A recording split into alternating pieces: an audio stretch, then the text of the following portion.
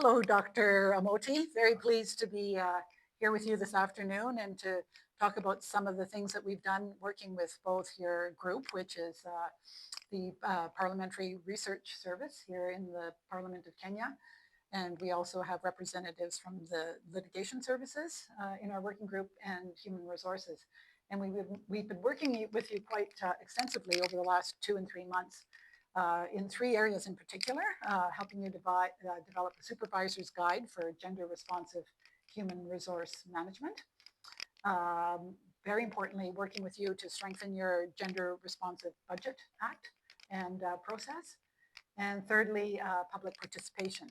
So let's talk about those 3 areas and hear your thoughts on how you think that the ILGRP project could perhaps have impacted change in those 3 very important areas. Absolutely. Welcome. Thank you. I'd like to start with the area to accommodate and flexible working hours. And I want to assure you that this is a tremendous improvement of the process that we have, because we have realized it is an important way to balance between the work and the family responsibilities. Yes. I think that'll be a really good part of the Human Resources Guide for supervisors, to have that kind of conversation with every employee to see, how they can accommodate, perhaps in a time when family dynamics are changing, to balance work and life in perhaps a different workplace location. Sure, and we thank you for that. The other area we have discussed, the issue of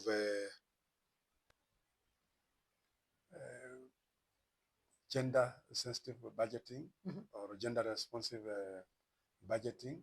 I believe this has been another area that you have really opened our eyes, and the insights and the comparison with your system in Canada. We are grateful, because this also enables us, you can have budgets, you can have trillions of dollars of budgets, but if they're not addressing the important constituencies of the Kenyan public and the intersectionalities of our population, then that's not achieving much. So your area, your insights are more than welcome. Thank you for that, Dr. Amoti. I think what I'm really appreciating about the group is that you're really open to the discipline of process, and that it has to follow the budget cycle. You're considering putting it into legislation so that it's mandatory, and mandatory doing it in terms of developing a budget plan, and also reporting every year how well you're doing and whether the expenditure is having any impact. So I found the group very interested in those parts. Sure. So we also, this is a provision in our constitution. This exists within our constitution. We also have a draft legislation for public participation, be it in the area of budgeting and other areas, but we have not been following that very well. The insights you have given us, the perspectives, the experiences you have brought from the Canadian experience, and I believe from the other areas where ACEPA has presence, have made this very rich. And I can assure you, we are going to adopt some of the aspects of public participation, not just for budgeting, but in all other areas of planning for our development. Well, thank you for that, Dr. Amoti. I know you have an election coming. Is it next year or the year after? 2 years. In 2 years, yes. If you have public participation on issues and priorities and legislation and budgets, and if your young population is issues focused, I think you'll see that there will be less protest in elections because they will have been consulted. So I think this is a really important area for our working group to get good process in place. Absolutely. If I may take you back to what happened in our country last year, but specifically to the 25th of June, most of the protests you saw in Nairobi and other parts of the country had a very strong link to participation, where people feel either their information is not captured in government or due attention is not given. And these are the areas you have trained us and shown us the way. We want to follow and see where it leads us.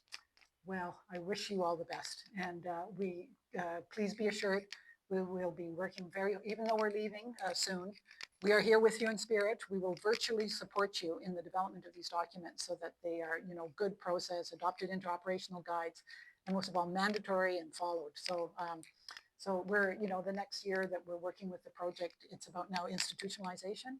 And please be assured of our good support in helping you along the way with that. And let me assure you too that your work is not in vain. The material, the effort, the examples you have given us, we are going to try to institutionalize them. We know without practice, we will forget some of these things.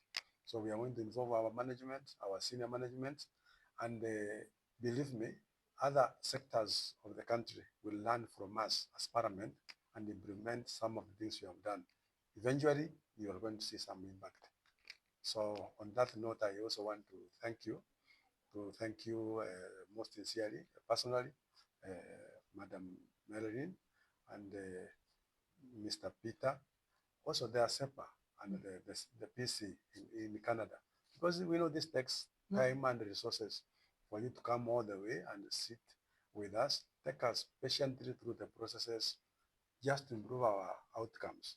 We are grateful. Thank you. Well, you are very, very welcome. I just wanted to point out that I got dressed up for you today with this beautiful Maasai necklace. And speaking of public participation, as you know, we went out to Maasai land and a beautiful Maasai woman presented this, that she made it to me. And she was very, very grateful for the citizenship engagement that we did with the project. So I want to thank your very hard working group. It's taken time for your staff and managers to participate in these sessions. You are leading the way for your Parliament, so I want to congratulate you on that. And as I said, please be assured of our continued support as we move towards the institutionalization of what we hope you consider also very good practices for your Parliament here in Kenya.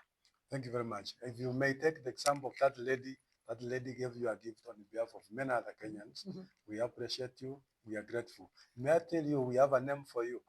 You and your husband, we call you Mr. and Mrs. Mwaniki. I know, and Thank we you for love your it. Oh, wow.